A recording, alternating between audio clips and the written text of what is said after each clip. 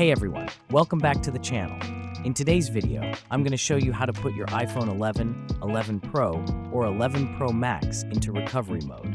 Whether you need to fix a software issue or restore your device, I'll walk you through the step-by-step process. Let's get started. Step 1. Turn off your iPhone. First, we need to turn off your iPhone. To do that, quickly press and release the volume up button, then quickly press and release the volume down button.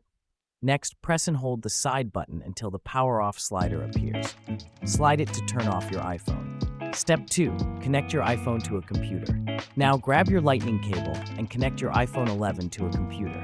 If you're on Windows or an older Mac, make sure you have iTunes installed. For macOS Catalina or later, you'll be using Finder. Step 3.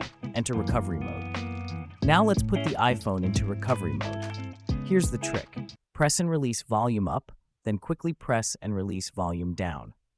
Then press and hold the side button until you see the recovery mode screen. It's going to show a cable icon with the iTunes or Finder logo.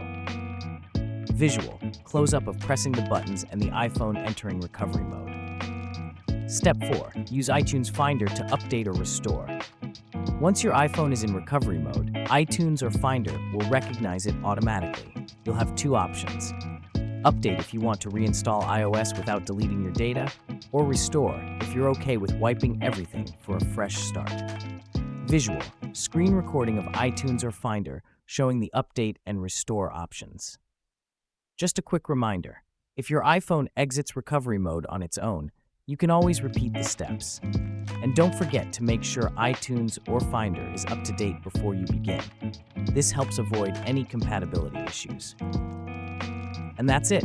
You've successfully put your iPhone 11, 11 Pro, or 11 Pro Max into recovery mode.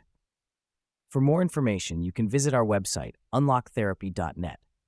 If you found this video helpful, make sure to hit that like button, and don't forget to subscribe for more tech tips and tricks. If you have any questions, leave them in the comments below, and I'll get back to you. Thanks for watching, and I'll see you in the next one.